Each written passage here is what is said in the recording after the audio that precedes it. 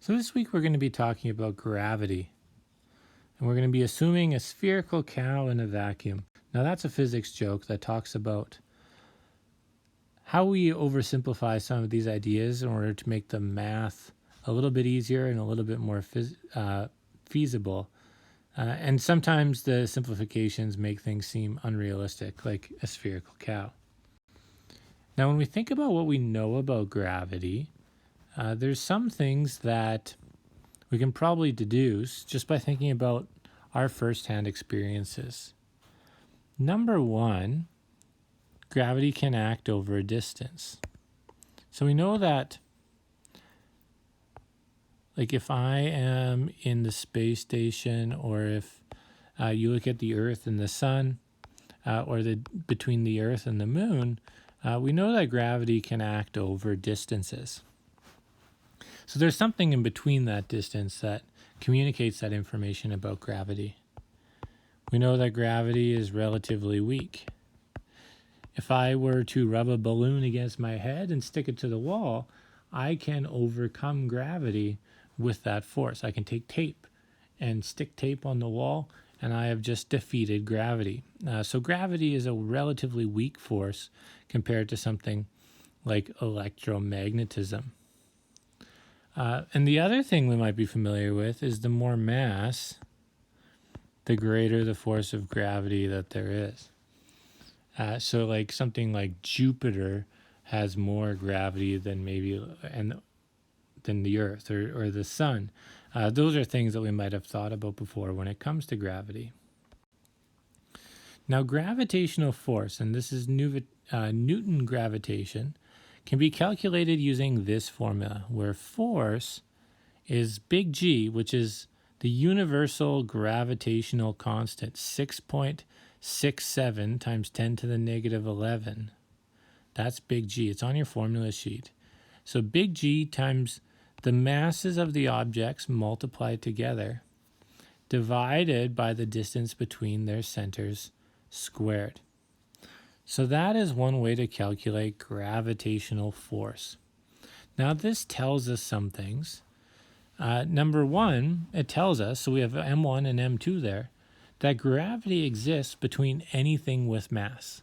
So it can be between two planets, between a planet and a moon. It can even just be between two objects. So it can be between two rocks sitting next to each other. There is a gravitational force that is occurring between those two objects.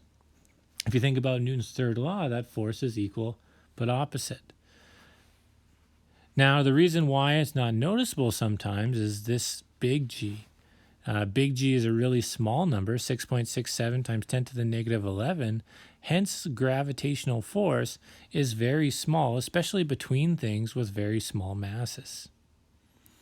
The other thing that is in here is we have M1, M2 over R squared.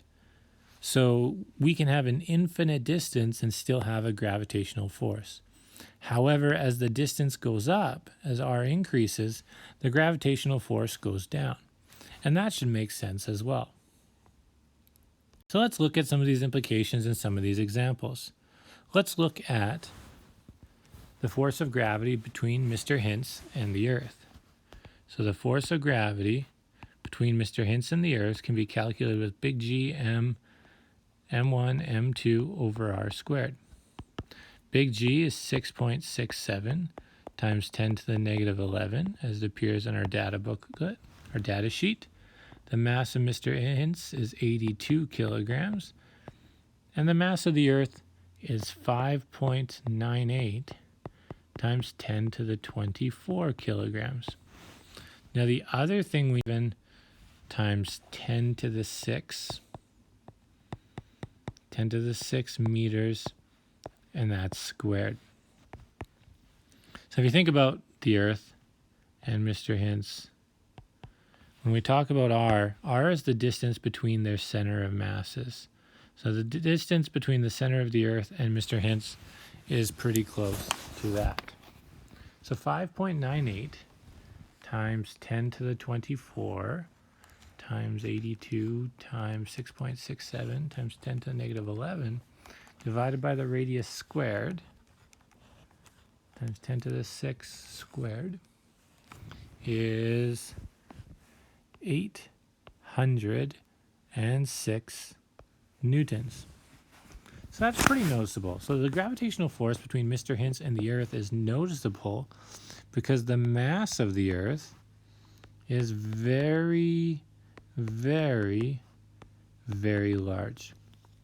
If you think about the attraction between Mr. Hintz and Mrs. Hintz, although it's there, it's not as large as the attraction between Mr. Hintz and the Earth because the Earth has way more mass, and so there is a greater gravitational force. What about between Mr. Hintz and a Tim Hortons coffee? Mr. Hintz likes his coffee. Maybe this is irresistible. Maybe it's not Mr. Hintz's fault.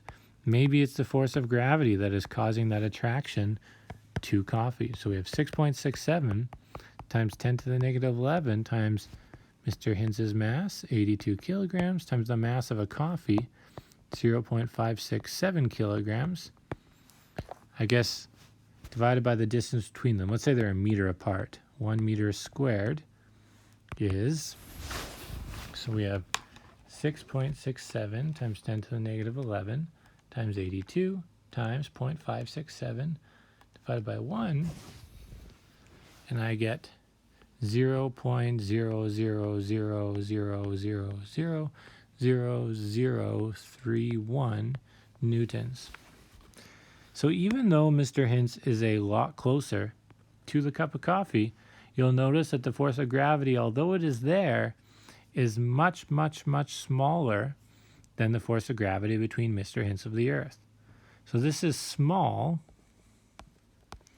because the coffee has a small mass. We'll say small mass. Or it's very, very small. So the force of gravity is still there, and that's important to remember. It also is important to remember that that force of gravity is equal and opposite. Mr. Hintz is attracting that coffee with a force of 0.000000031 newtons, and the coffee is attracting Mr. Hintz by that force as well.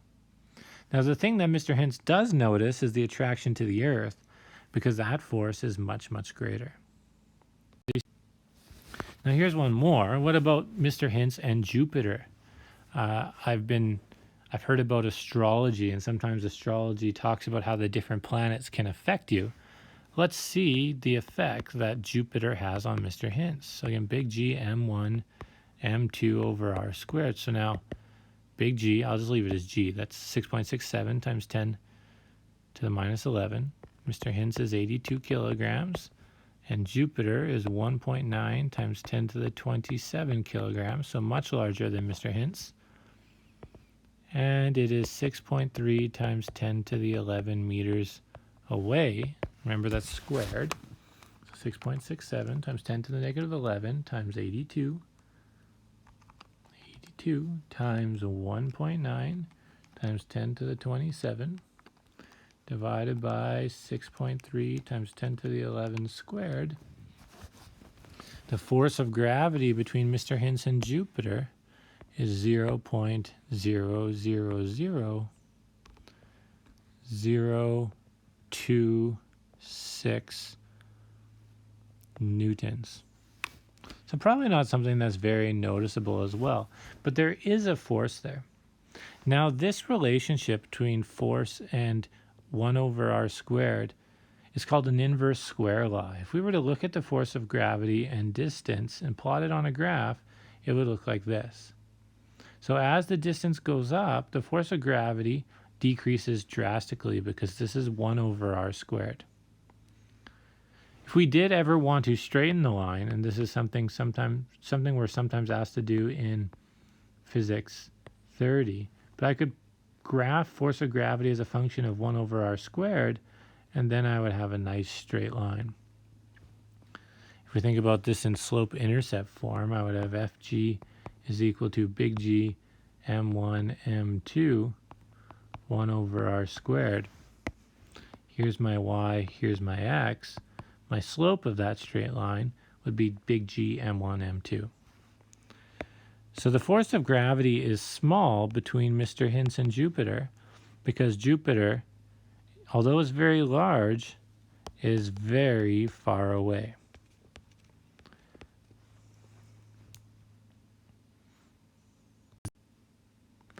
So this week, we are going to continue to do some of these calculations, looking at gravity and that inverse square law, looking at how mass and distance affects the force of gravity. Remember that when we do these calculations, we want the distance between their centers, between their center of masses. So that's what. So if we do have like the Earth, there's the radius of the Earth plus this distance. That's the distance between their centers. Now, sometimes that distance is negligible, and it's not very important. We have Fg is equal to big G m1 m2 over r squared. There's a direct relationship between m1 and m2. As they go up, the force of gravity goes up. So as that goes up, as they go up by the same amount. And then there's an inverse relationship between r squared and the force of gravity. As the radius goes up, the force of gravity decreases by a relatively large amount. The distance between Mr. Hintz and the center of the Earth, and that would be the radius of the Earth. So 6.